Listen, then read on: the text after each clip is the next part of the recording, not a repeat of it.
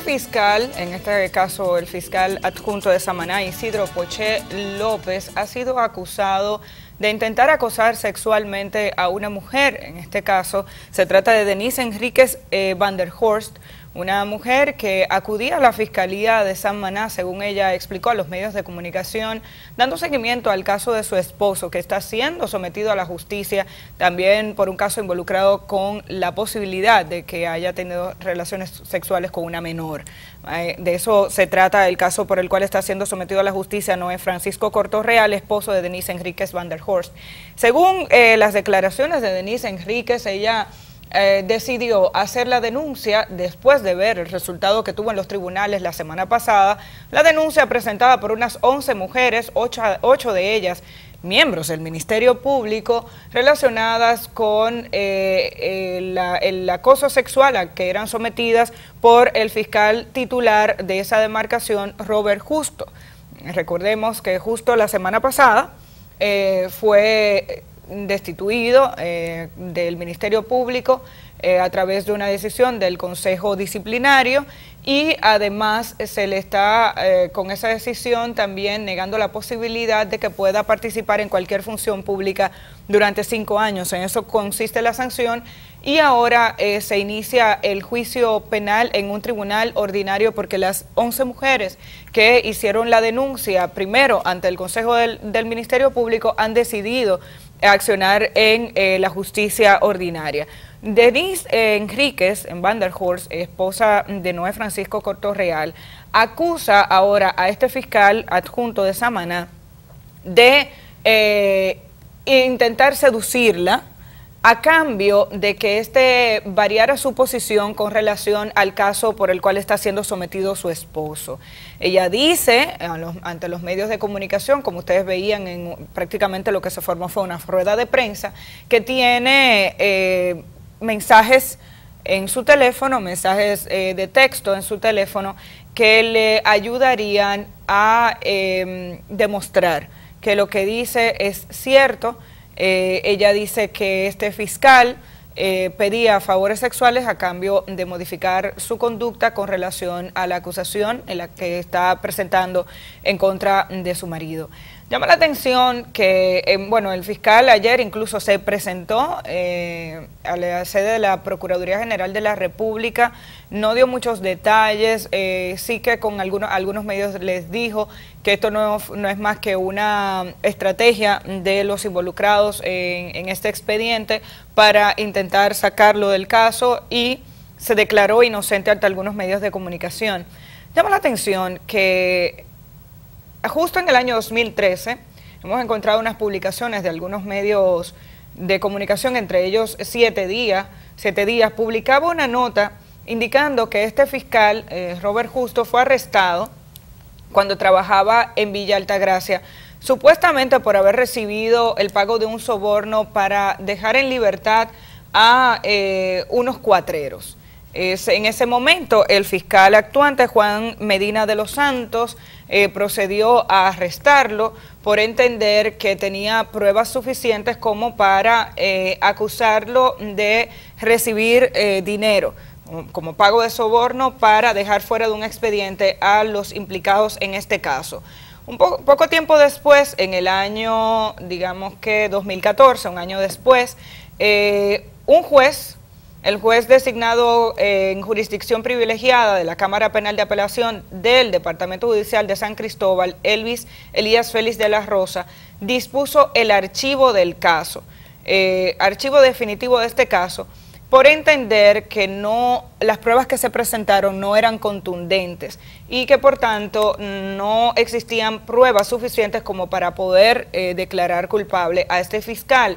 Esto atendiendo a una solicitud del Procurador General de esa Corte, Jesús Fernández Vélez, que solicitó el archivo y varió la posición que planteó el fiscal investigador en ese momento. Digo que llama la atención porque se trata de un expediente abierto en otro momento, una investigación abierta en otro momento hacia este fiscal, digamos, relacionada con una práctica que en esta ocasión estaba relacionada con el pago de dinero, y los involucrados en el caso de ayer denunciaban incluso que supuestamente el fiscal Isidro Poche López ha estado reclamando el pago de recursos, hablan de hasta $1 millón de pesos, con la idea de poder modificar su posición en el caso en el que está involucrado Noé Francisco Cortorreal. Llama la atención que sea una misma fiscalía la que tenga 2 casos consecutivos relacionados con el mismo tipo de prácticas de esta supuesta solicitud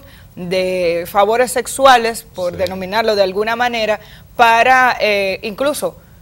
a personas involucradas con un caso que se está llevando en esa fiscalía para supuestamente favorecerlos con cambios de posición dentro del Ministerio Público. Así es, estamos hablando del Ministerio Público de Samaná, donde se presentó esta situación. Nosotros analizamos antes de ayer, el primer caso relacionado con el fiscal general, el fiscal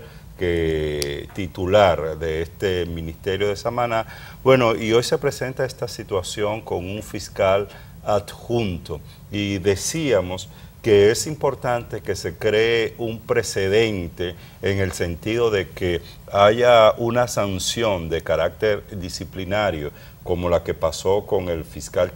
titular, de exclusión del Ministerio Público de esta persona. Bueno, y vamos a ver qué pasa entonces con esta denuncia relacionada con el fiscal adjunto Isidro Poche. Es importante eso, que se tome esta decisión, porque cuando hay decisiones que implican algún tipo de sanción, como la que ya tomó el Ministerio Público, esto impide que se siga repitiendo situaciones de esta naturaleza, porque de este caso anterior que tú hablabas, que es muy seguro que no tuvo ningún tipo de consecuencia, se desprende que este individuo siguiera actuando con prácticas o de extorsión o de acoso desde el Ministerio Público. Lo que uno espera, en primer lugar, es que esta nueva denuncia también sea atendida por el Ministerio Público, pero que este caso, que implica una sanción y que implica una responsabilidad por parte del fiscal titular de Samaná, tenga también consecuencias de carácter penales, es decir, que haya formalmente un conocimiento por parte de la justicia de este tipo de delito cometido por este fiscal abusando de las funciones que tiene. Y que en esa sanción penal se mande también un ejemplo de las cosas que no se pueden hacer de ninguna manera y desde ninguna instancia. Reconocimos la valentía de las mujeres que presentaron esta acusación, y corresponde al Ministerio Público, y no solo al Ministerio Público, distintas instituciones de servicio del Estado o instituciones en términos generales, crear los mecanismos necesarios de fiscalización para que este tipo de situación no se siga dando, porque ojalá sea esto lo que ha pasado en Samaná, casos excepcionales, pero uno sabe que este tipo de situaciones muy probablemente se estén dando, se estén reproduciendo en otros lugares del país, y la única manera de evitar que esto pase es, primero, que existan esos mecanismos de supervisión, de fiscalización por parte de las mismas instituciones públicas, en este caso específico del Ministerio Público, y que, las mujeres que hayan sido afectadas por esta situación presenten las denuncias, porque, como decía, hay un precedente de que este tipo de prácticas, de conductas, de violaciones no se pueden aceptar, no se pueden permitir, porque aquí se buscan excusas para justificar este tipo de acciones. Deben ser denunciadas y las autoridades tienen que responder frente a este tipo de hechos. Claro, siempre debemos abogar porque se presenten pruebas en la medida de lo posible, o que la Inspectoría del Ministerio Público pueda hacer un levantamiento, no solamente de los testimonios de los involucrados, sino también, ojalá, y pueda recabar la mayor cantidad de información y datos que les permitan posteriormente determinar si se debe o no imponer una sanción a esta persona. Lo digo por la delicadeza del tipo de denuncias, pero la manera incluso tan emotiva con la que hablaba esta mujer ayer, visiblemente afectada por la situación en la que estaba involucrada, hace pensar que su testimonio y el hecho de que ella diga que tiene incluso ese intercambio de mensajes, hace pensar que de alguna manera tiene algunos datos que pudieran ser importantes a la hora de que la Inspectoría del Ministerio Público decida abrir esa investigación. Tenemos las dos situaciones. Hay gente que a veces no se atreve a hacer este tipo de denuncias, tal y como tú decías, es importante que se haga. El caso de Samaná se pudo dar a conocer porque en una conversación de una de las empleadas con otra se dio cuenta de que ambas estaban siendo sometidas al mismo tipo de trato, y así fue como unas con otras se fueron juntando. Inicialmente eran un grupo las que hicieron la denuncia principal, y posteriormente otras mujeres que habían pasado por la misma situación se sumaron al ver la denuncia pública. Y claro está, un trabajo de investigación del Ministerio Público, de la Inspectoría, es importante también para evitar que en el caso contrario haya personas que utilicen este mecanismo para apartar a representantes del Ministerio Público que probablemente estén haciendo su trabajo. Javier, a propósito del tema del Ministerio Público, hay que decir que ayer el Cuarto Tribunal Colegiado del Distrito Nacional descargó al exfiscal encargado de casos mayores en el Distrito Nacional, Isidro Vázquez. Era el fiscal involucrado en la investigación del caso Peravia. Fue denunciado y sometido a la justicia por la Procuraduría Especializada en Persecución de la Corrupción Administrativa, después de que uno de los involucrados en el caso Peravia, Nelson Cabral, dijera en audiencia que le había pagado un adelanto de unos 250,000 pesos, $250,000 que supuestamente habían acordado para que Isidro Vázquez, insisto, supuestamente le gestionara a un abogado que le ayudara con la defensa de su caso en el caso Peravia. Se hizo una investigación, Isidro Vázquez fue sometido a la justicia, se le dictó medida de coerción que en algún momento fue prisión y después prisión domiciliaria, se le retuvieron sus bienes, y ayer el Cuarto Tribunal Colegiado del Distrito Nacional dijo que las pruebas presentadas por el Ministerio Público no fueron suficientes como para demostrar que cobró el dinero por concepto de soborno que según Nelson Cabral le pagó, que se hablaba de unos $125,000 de adelanto. Esta situación fue un escándalo en el momento en que se dio a conocer. La fiscal del Distrito Nacional incluso fungió prácticamente como testigo, dio su testimonio en el proceso, y ayer resultó descargado. Él ha defendido su inocencia en todo momento. El Ministerio Público, representado en este caso por el PEPCA, y en una situación en la que participa incluso como parte activa del proceso la fiscal del Distrito Nacional, creían en su culpabilidad. Isidro Vázquez habla de la importancia de creer en la labor del Ministerio Público, y ha reclamado que la defensa de su inocencia en este proceso. Ha dicho que nunca recibió el pago de esos recursos. En otro orden, Amelia, yo creo que debemos hacer un llamado de atención tanto al Ministerio de Salud Pública, al Ministerio de Trabajo, a las instituciones del Estado que tienen que ver con las condiciones en que laboran en distintas empresas, instituciones, fábricas, hombres y mujeres del país, porque, bueno, nosotros presentamos en la noticia más temprano la situación por la que atravesaron cerca de un centenar de personas que se intoxicaron al inhalar un químico en una fábrica procesadora de tabaco en la comunidad de La Ciénega, que está al norte de Santiago, y específicamente en la empresa CDF Domitap, bueno, que se dedica a despalillar y tomar la capa de tabaco para la elaboración de cigarros. La mayoría de estas personas intoxicadas fueron mujeres que, como ya les señalaba, la situación se provocó luego de inhalar este químico que les provocó náusea, vómitos, dolores de cabeza a estas trabajadoras que fueron